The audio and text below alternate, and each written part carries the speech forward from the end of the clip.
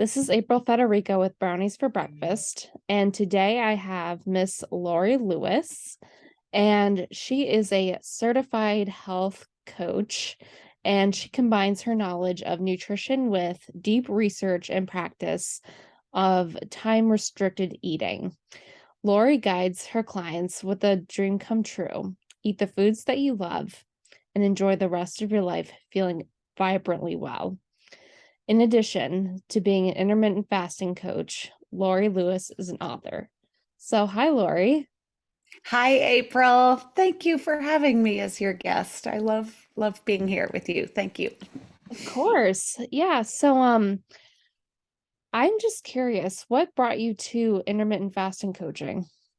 Well, I have had a real passion, a personal interest in nutrition since my late 20s. I remember feeling it was kind of a moment in time. I was about 29, and one day I had the thought, I think this Diet Coke might not be good for me.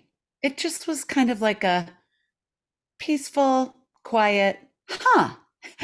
And that began my personal interest in um, fueling myself well and my desire to eat healthfully. And what I did was I just eliminated sweetness, really. So I'm not, I love the name of your podcast. I'm not opposed to brownies. That's one of the great things about being an expert in intermittent fasting and practicing intermittent fasting now for myself for 6 years.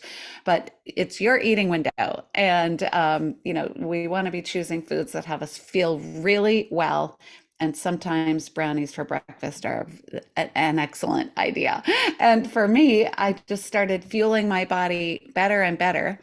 And then when perimenopause and menopause hit in my mid to late 40s, Mm-hmm.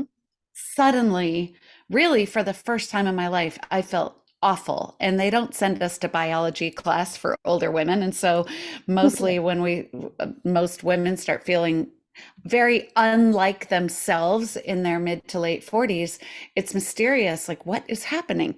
And I also suddenly gained 50 pounds, which was really mysterious because I, again, had been a really healthy eater and I was running marathons, and I knew it was hormonal. And I tried really hard to turn that around and to feel better.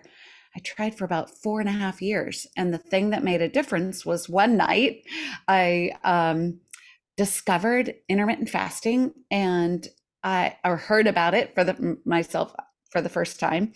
And I stayed up all night reading about it. And I thought, this makes sense, putting the body into a digestive rest and keeping insulin low and balancing the hunger and satiety hormones, and like everything about it made sense to me. So I started that very same day. And, the weight loss took about 15 months, which is a nice, slow, methodical weight loss pace. But the most amazing thing was that I felt better within 3 days. So people think, oh, fasting, that sounds so hard. No, oh my gosh, I can't even tell you, for myself and now thousands of people that I've coached. I felt clearer. I felt more focused and grounded and peaceful and productive. I felt like myself within 3 days, which was really, really exciting. So now I get to share how to do it and why to do it with others and with the world. And so it's, yeah, thanks for the question. Yeah, of course. So I just have a quick question. When right before I got diagnosed as a diabetic, I was practicing intermittent fasting. However, Mm-hmm. one of the symptoms of diabetes is unexplained weight loss. And I don't know if it was because my pancreas was slowly declining, or if it was because intermittent fasting was working for me or not. What are your thoughts on that? And how can intermittent fasting benefit type 2 diabetics? Oh, wow. Okay, that's so I want to make sure I answer all those questions. But Sure. so the first thing I would ask you, let's say you were my client, I would Mhm. ask you, how did you feel? Like all my clients know, the first thing I'm going to ask you is if someone's experimented with something or trying something new or whatever it is that you're doing, how did you feel? And so when you were intermittent fasting, what was your daily schedule generally, and how did you feel? Yeah, so I was intermittent fasting for about 16 hours a day. Mm-hmm. And for me, it would really depend on what time I would just like, stop eating. And I know that and like I said, like a part of diabetes is a symptom of it rather is unexplained weight loss. And Mm-hmm. I was actually feeling really good as I was intermittent fasting. And I mean, I was losing a ton of weight. I was really happy with myself. And then all of a sudden I went into diabetic ketoacidosis on Valentine's Day. And Mm-hmm. yeah, it was terrible. And I didn't know what to do. And part of it was like, I didn't really know exactly what I was eating, Mm-hmm. or what was causing the weight loss in particular and why I was losing it so quickly. I mean, I've had people say like, like losing 21 pounds in like a month is not necessarily good for you. Mm-hmm. Correct. Yeah. Okay, so let's look at, so you felt real, you were doing a so people out there who are listening, if you're fasting 16 hours, that means you're asleep for 7 or 8 of it. Okay, so Mhm. you take the 24-hour day and you divide it in two parts, the fasting hours and the eating window. So if you were fasting 16 hours a day, your eating window was 8 hours. And Yeah. that is absolutely enough time to get in sufficient food fuel into your body. It's like 2 meals, maybe plus a snack, or 2 big meals in an 8 hour eating window. And each individual gets to decide for themselves when they want that eating window to be. So you kind of work it out. If you love eating in the morning, then it might be early and close it at 2. Most people prefer eating later, and a lot of people who are on a 16/8 fasting and eating window schedule, most people like a 12 to 8 eating window, or 11 to 7, depending on when you like to have dinner. So the way that intermittent fasting works so well for people whose A1C and blood sugars are getting too high and into the pre-diabetic range and then into type 2 diabetes diagnosis is that high circulating insulin is the underlying cause for really all metabolic diseases, high inflammation and high circulating insulin. So when we are deliberately and consciously keeping insulin low by not taking in any food flavors or any nutrients for the fasting hours of that 24-hour period, so in your case, 16 hours, by keeping insulin low, insulin's not only the blood sugar regulation hormone, but it's a fat storage hormone. So when we're constantly taking in food and constantly taking in nutrients and food flavors, Hmm. we're keeping insulin high, and we want it to go down so that then we can become what we're called metabolically flexible, fat Right. adapted.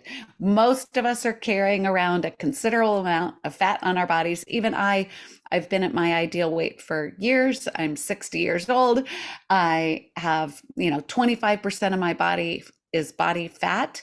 So I will never run out. There's plenty to tap into every day.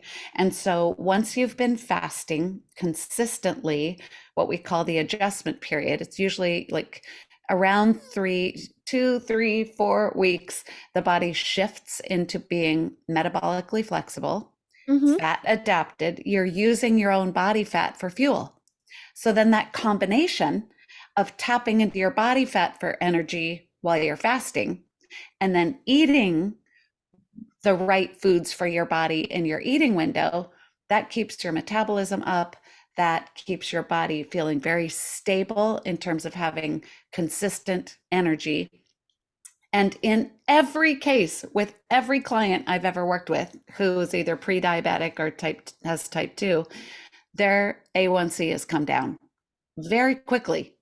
So it's really an important practice to discover, establish, experiment with what fasting schedule would be good for you. So you also said that you lost about 20 pounds in a month, and we would need to dig in together and do a little more looking and figure out what caused that. We would want to look at the foods that you were eating, when your eating window was. Mhm. Um, that is really quick. And Yeah. as you suspect, or someone else said to you, that isn't always good news to lose so much weight so quickly. But I would also really encourage you to look at having a fasting schedule again, even if it's a longer eating window. It's Mhm. been proven that even doing like a 12-12 or a 13-11 or a 14-10, 14 hours of fasting and a 10-hour eating window Yeah. extends lifespan. So, and could affect your blood sugar, but the 16-8 or an 18-6 is really helpful for people with diabetes for sure.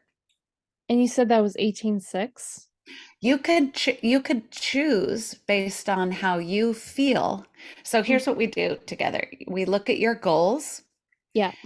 we look at your daily schedule, Mhm. and we start experimenting with how you feel, and then establish what we call your fasting sweet spot.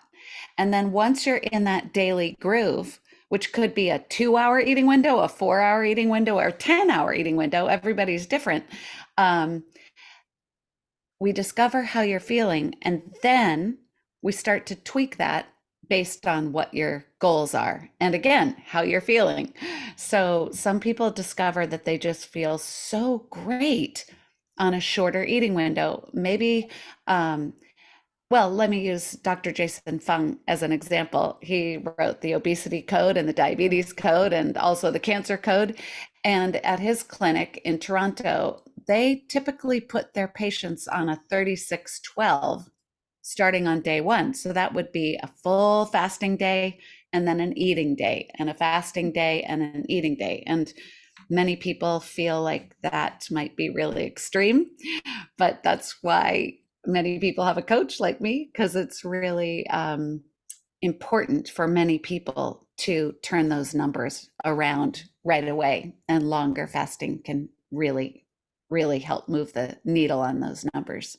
But for a daily experience of fasting and eating and fasting and eating, a 16-8 or an 18-6 is a beautiful way to live. And it doesn't have to be the same every day. Once you get into your groove and you establish that feeling like, oh, I really know what my fasting sweet spot is. And once you establish that, then it's flexible. Someone Yeah. invites you to breakfast, you should go. Someone, it's flexible every day. It's really good to keep the body guessing. So Yeah. have it work with your life. That's what has it be sustainable. Is this isn't a diet that you try out for a while and then decide if it's working for you. I really liken it to sleep. So it would be weird if I called you and said, April, I found out about this new thing that's supposed to make you feel really good. What you do is you turn the lights out and you lie down, you close your eyes. And then like 7 or 8 hours later, you open your eyes and you sit up, and it's supposed to make you feel better and make you feel refreshed. And I'm going to try it for a while. And if it's not working for me, I'm not going to do it anymore. That would be weird, right? So fasting is similar in that it's this restorative, imperative time for the body to rest and heal. It's just that in our modern culture, we didn't know that. And so we're not to blame that we didn't know that.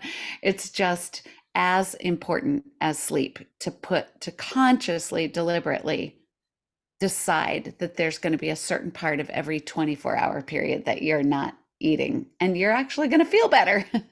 Yeah. Yeah. I've been debating on whether or not I should go back to intermittent fasting because I know my mom, she was really concerned about it. And Mm, especially when I was first diagnosed with diabetes and, the yes. worst way possible. And yeah, because people at the hospital were saying, like, you can't just not eat. Okay, And that's actually not true. See, this is part of modern culture, modern society. Anybody who would say, well, you can't just not eat. Okay, let's look at that for a second. mhm, Human beings, through all human history, evolution, have had times of no food and food, and no food and food. And the body is designed to thrive in a time of no food. So mhm, when we're in a fasted state, our body taps into the fat on our body as fuel. That's what it's there for. yeah, Okay, so in times of famine or as a, when you get a hunger pang, that's an alert system. It doesn't mean you need to eat immediately. It's an alert system to remember to go hunt food, go find food. So our ancestors might not have found food for 6 hours or 6 days. And so we are designed to thrive and heal deep cellular repair when normalizing blood pressure, blood sugar, making new brain cells when we're in a fasted state. So yeah, when people say you can't not eat, that's actually not true.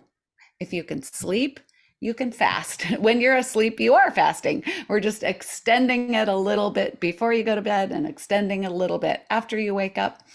And yeah, modern media and modern culture would have us believe that we must be eating all the time. And look at where that's gotten us. So I would love to ask you, okay, so because this will be really helpful for your listeners. If you are toying with the idea, maybe I should start it again, you said. So I would ask you, what time do you like to stop eating dinner in the evening? What time would that be for you? And everybody's different. yeah. So for me, it really depends on when my family eats. And Yep. but typically I don't like to eat after 8 o'clock.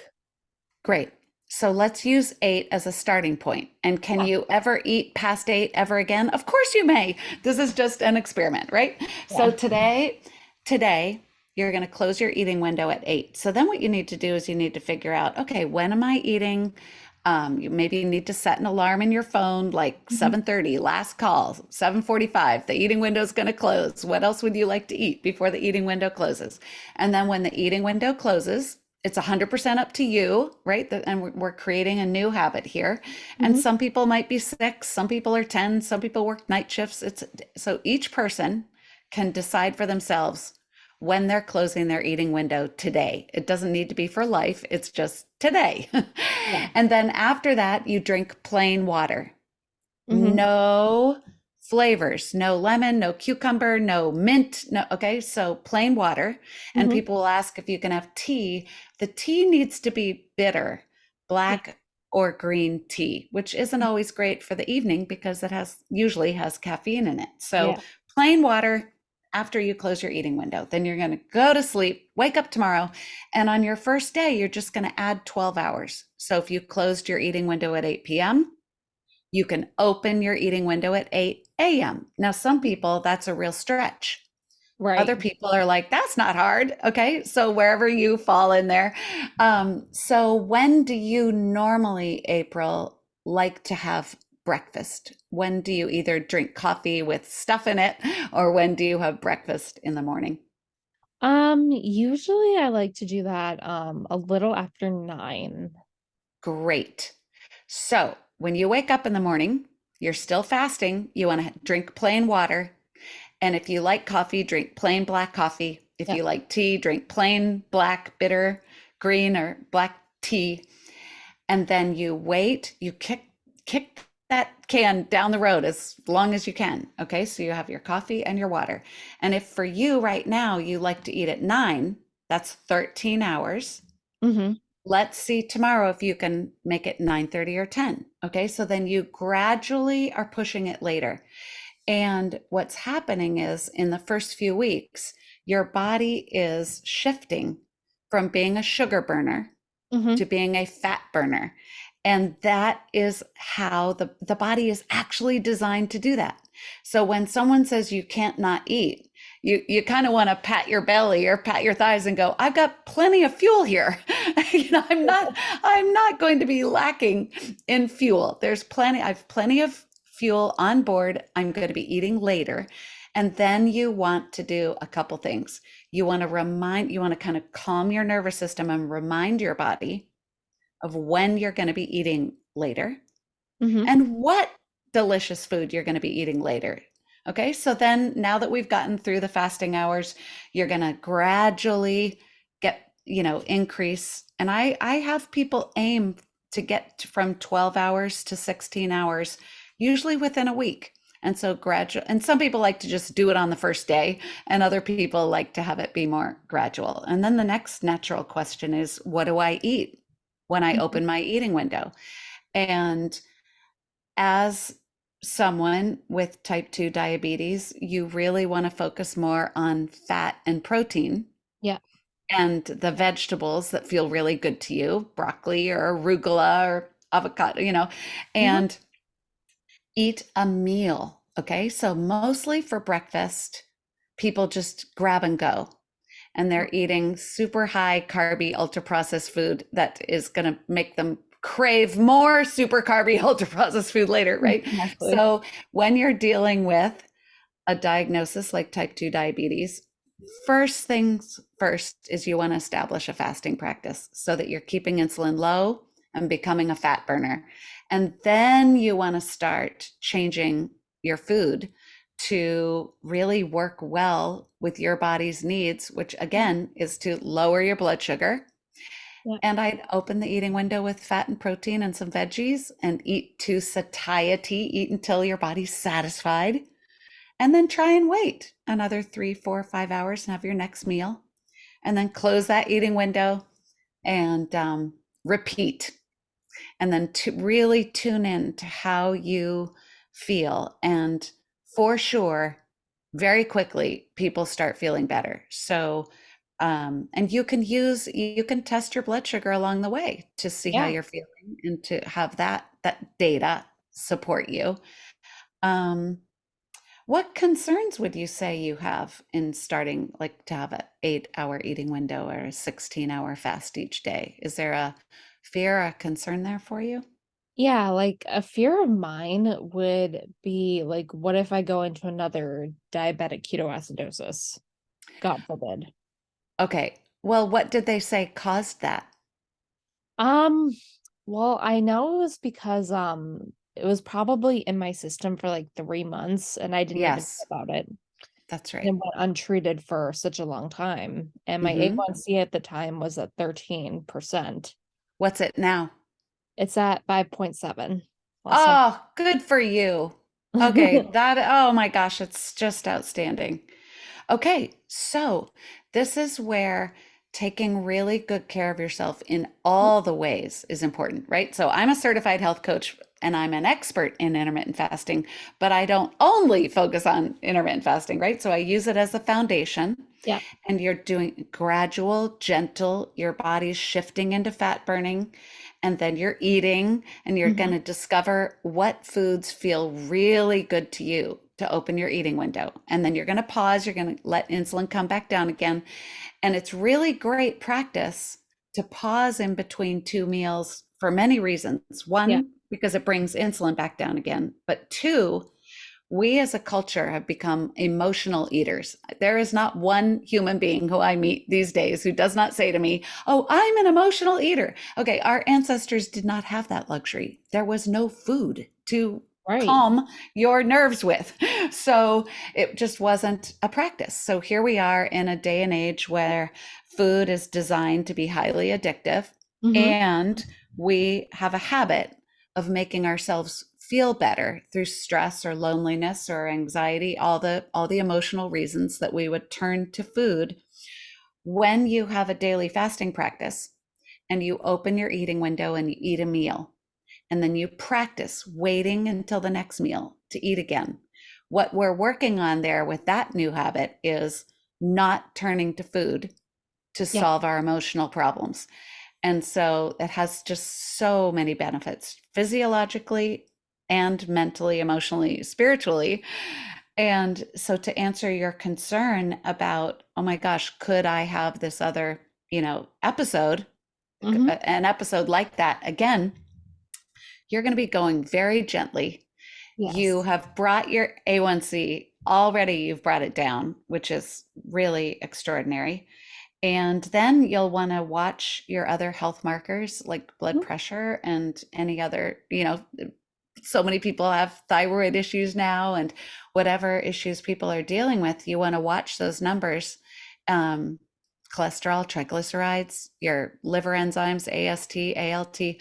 You'll Right. see all of those um, in most cases normalize and optimize when you're incorporating a daily fasting schedule. And there is nothing at all extreme Yeah. about having an 8-hour eating window. That's really gentle and really good. And especially if you're eating two meals and Hmm. not snacking and grazing in between. Yeah. So, yeah. Yeah. I think my like I was like my body was craving carbs like at the time that I Oh, was for sure. fasting. And carbs like they turn into sugar in the bloodstream. Yep. And I think that's probably another thing that had added to it. Um, by it, I mean diabetic ketoacidosis, of course. And, Yes. yeah, so this is where I'm going to ask you to probably do a little tutorial on how exactly like what should a person be eating, Great. especially if they're type 2 diabetic, or if they're just starting out with intermittent fasting, or like what are your tips? Okay. Tips are um, decide today when you're closing your eating window. Yes. Fast clean, drink plain water, go to sleep. If you're bored, if you're like, oh, I'm so used to people have their evening routine and they raid the fridge again or what have you. It's like, okay, go to bed early. We're making new habits here. But close that eating window. You get to say when it is.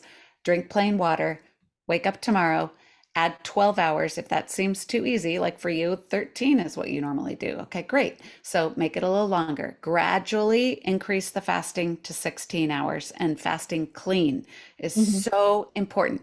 Plain unflavored water, plain unflavored black coffee, Yeah. plain unflavored bitter black or green tea. And one thing that will make a person feel better, especially in these early fasting days, is to have sufficient minerals and electrolytes. So if you suddenly get a little woozy, take a high quality salt like a pink salt or a Celtic gray sea salt and put a little pinch of salt under your tongue so it goes into the bloodstream sublingually, so under your tongue. And Hmm. take a really high quality magnesium. There's a brand I love called Bioptimizers. Make Yeah. sure you order it.